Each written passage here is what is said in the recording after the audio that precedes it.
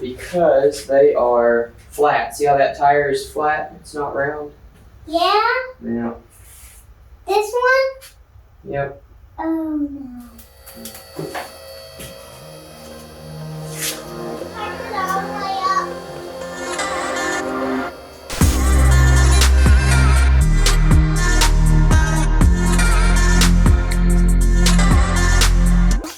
Here we go. It's kind of stinky. It's not stinky. Yes, it is. What's it smell like? Stinky. Don't want to touch it? Yeah. Go ahead. Kind of squishy. It's kind of squishy. All right, just wipe it on your hand. Okay. Wipe it, rub it into your hands. Okay. All right, it's going on the car, okay? Watch. Look, Daddy. Look, Daddy. Yeah. What does it say on here? What does it say on people? It'll wash off pretty easy. Ah. How do you wash it off? Sure. Okay. I think when I wash it off, it will turn into mud. I clean it. No, don't clean it. Thank you, though. Today's video is brought to you by Sonic Tools. Now, I've been using Sonic Tools for the past 3 months, and I've genuinely fallen in love with these things. Now, Sonic Tools is a professional tool brand that operates completely online. So there's no tool trucks. They're available to the average person in an average garage. But it really has changed the entire way I work on cars, and I'll show you why. You can order your Sonic toolbox with pre-made foam organizers. They keep all your tools in their own place. They're all labeled, and it makes finding tools and, more importantly, knowing when tools are lost very, very easy, which was my biggest issue up until getting this toolbox. I was rebuying tools every 6 months or so because I would lose them or misplace them, and I never really knew which ones were lost until I needed a 10mm socket. Now if it's gone, I know it. You also might have noticed I've started putting decorations up here. That's because all my tools that I had hanging now fit in this toolbox. So it's cleaning up my shop a little bit. I know it doesn't look clean right now, but from an organizational standpoint, it is clean. And it's making working on cars so much easier. So I'm a huge fan of Sonic. Not only that, but their distribution facility is 2 hours from my house. So I actually went and met the people that are selling these tools, that are shipping them out to you, and that you're talking to when you email them. And they were really, really great. So they did give Built viewers a discount code. It's BUILT10. You'll get 10% off your entire order at Sonic Tools. I'm going to leave a link in the description below. Go check it out. Go see what they've got. The tools are top notch. They are super, super nice. And the icing on the cake for this brand, I think, is that they have a lifetime guarantee. So you can literally stick a screwdriver in a vise, break it in half, and they'll send you another one in a day, all through their website. I tested that and it actually does work. So if you are needing some nice tools, or maybe you have some tools on your wish list for Christmas, go check out Sonic Tools, see what they offer in their foam systems, and you'll be able to pick up some tools at a discount that's gonna last your entire life. There's a link and the discount code in the description below. All right, back to the video. I've got someone doing some work on my house today, so you're gonna hear some compressors and saws and things like that running in the background. But we, I think, figured out our issue with the wheels. This is the first ever 3-piece wheel that I've ever built. I've never built a wheel that was 3 pieces. I guess that's what that means. I have built 2-piece wheels before, like my Corolla wheels are 2-piece wheels. Let me shut this door, see if that helps. Yeah, that helps a little bit. But the Corolla wheels were 2-piece wheels. These are obviously 3-piece wheels, and 3-piece wheels are split, which means down the middle, there's a seam that has to be filled with sealant. And I did that based on what I read on the internet. I don't think I did it enough. I don't think I used enough sealant. So I'm gonna change that up for the rear wheels a little bit, see if I can get it to seal a little bit better. But what I found out when I took it to the tire place is that the wheels are leaking from the actual wheel itself. And you can tell that by spraying like some soapy water onto the back of the wheel or onto the seam, and it'll start to bubble up. And there are lots of bubbles coming out of these wheels. So all we're gonna do is go around and re-torque everything. Now I did torque all of these down to like 22 foot-pounds when I built the wheels, but some of them have come loose. And so we're gonna go around and just re-torque everything a good bit tighter and see if that solves our problem. We did it on this other wheel and it worked really well. So hopefully it'll work on this one too, and it'll just be the solution. Now, worst case scenario, we get these tires pulled off. split the wheels again, clean all the silicone out, and just do a more liberal kind of sealing of these wheels. It's not the worst thing in the world. It's not that big of a deal. It's just inconvenient, really. So I'm gonna tighten all these down. Hopefully that will solve our issue and we can just keep moving forward with this thing. So for this, we are going to be using just a 12-point kind of drop head wrench, and then this cool little socket head wrench thing. Really love these. It's gonna make tightening these things up really easy. The only downside to wheel bolts is there's 40 of them. So we're gonna cruise through these and hopefully fix our problem. Where do I want to start?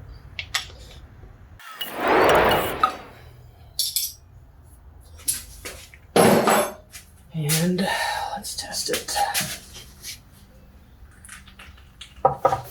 My two problem areas were around the valve stem and then directly opposite of it. Okay, so it was right here, which it looks like.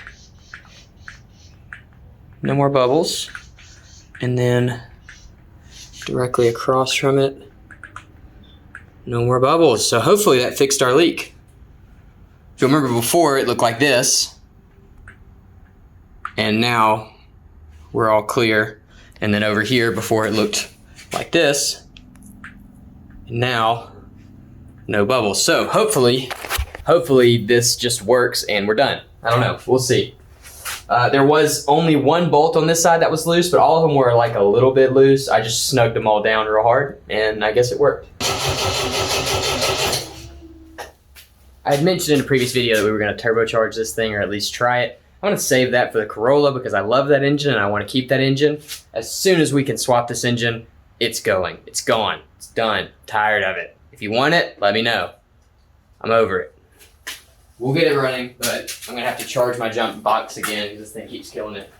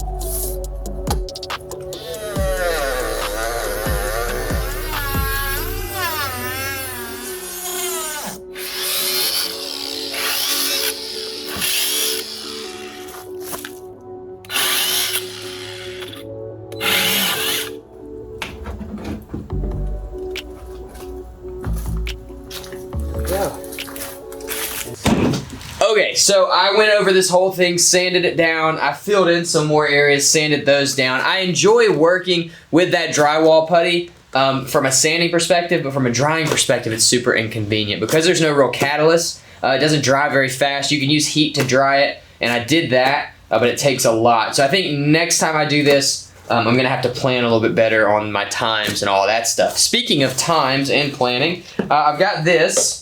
Got a lot of new products to use in the next couple of videos while we're making these things. And this is a two-part epoxy. Now, we did use all of this drywall filler and all kinds of other stuff. And if we just laid our gel coat and fiberglass over that, the fiberglass would eat down into our filler and it would pull it up when we pulled the mold. And it would be really just a nightmare to clean out. So we've got to seal it, and we're going to seal it with this epoxy. It's a 1-to-1 mix, and it makes like a hard layer on the outside of the fender. Now, I thought this stuff dried in a couple of hours since it is a epoxy catalyst type of situation. Turns out it takes 72. So I think actually because it's gonna be so thin on here, it's only gonna take about 24 hours for ours to dry. I'll have to look it back up, but it is gonna take more time. So I thought this video was gonna be about me getting this mold made and getting it ready to pull apart, or maybe even pulling apart for this fender. I think what it's gonna be more about is me getting all of the plugs prepped. So this is called a plug. This is what you pull your mold off of. and I've got obviously the other fender and the front bumper. So I'm gonna shoot to get all of these done and sealed up. That way they can be drying overnight, or for a whole day at least, and then we can start pulling parts off of them. So that's what we're gonna do. But this stuff requires that your working environment be dust free, and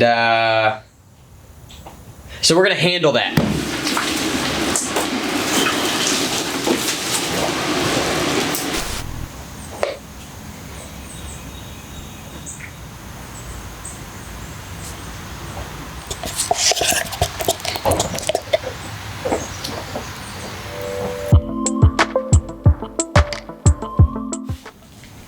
This gives me a much better idea of the job I did.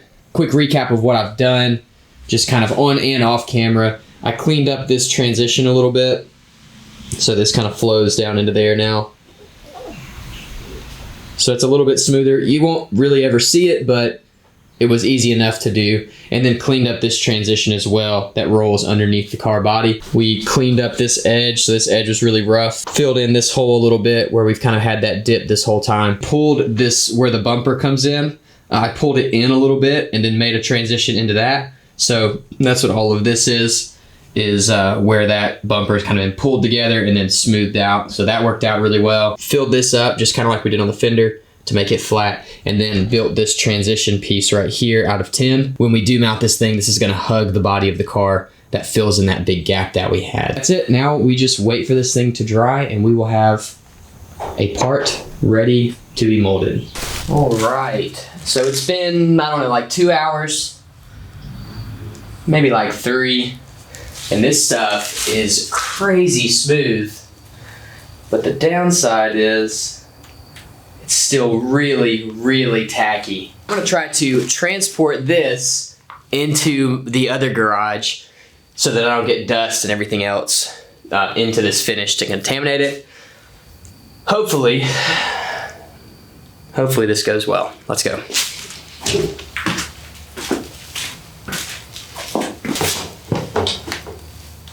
Okay.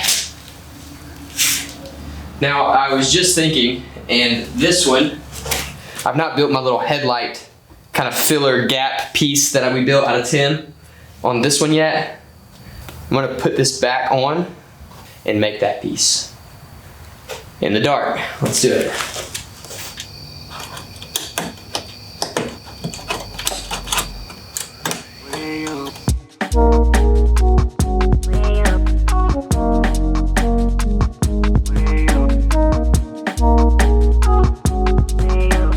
Alright, so I was really hoping to get this thing. Hold me.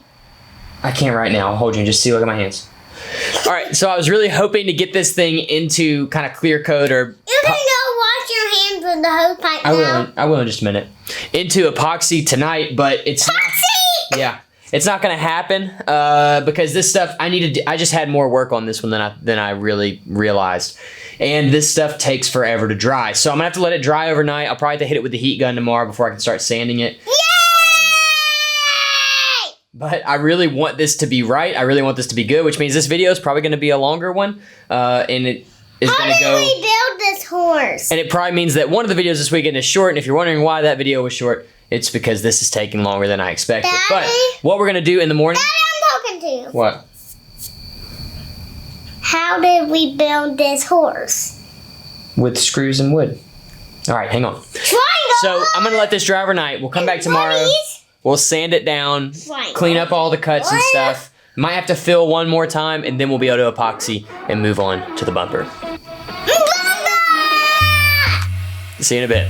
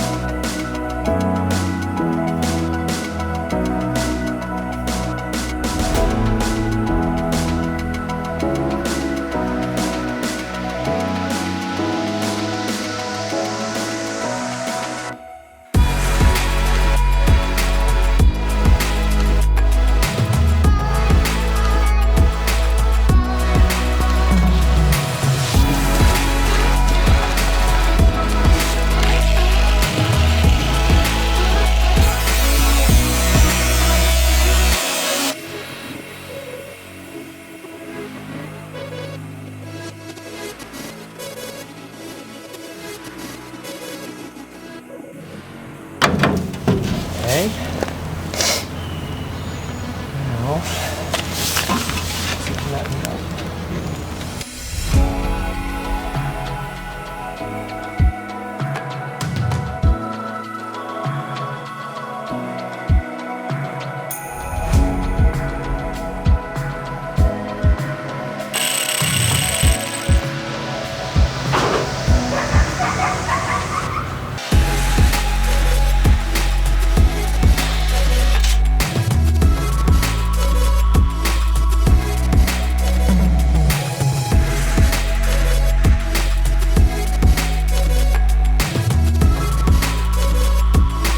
clearance shouldn't be an issue now.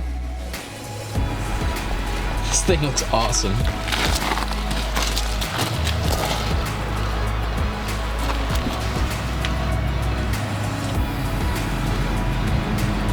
One of the next issues that I'm gonna run into, well maybe not run into, but I'm gonna have to tackle is getting this car to sit lower. The suspension geometry on this thing is kind of old school.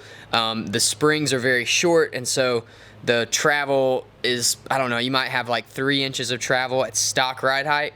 I need to drop it probably that much, but really probably like 2.5 inches. So I'm gonna have some issues. There's a few places that make kind of new suspension setups for this car. They're pretty expensive. So I'm gonna see what I can do on my own first, and then we'll kind of go down that road as we run into issues. But for now, it's gonna stay at this monster truck height. Just film me. Like right here? Yeah, I'm gonna drive them down the road. You can walk or move or whatever.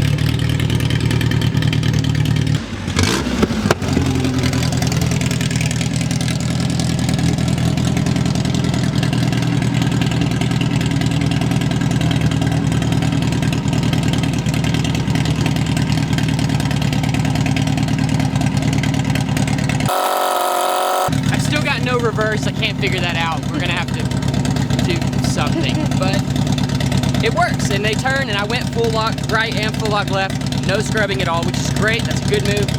It looks crazy, but it's functional. And in the next video, we're gonna throw some fenders on this thing, and hopefully the front end's gonna be done-ish.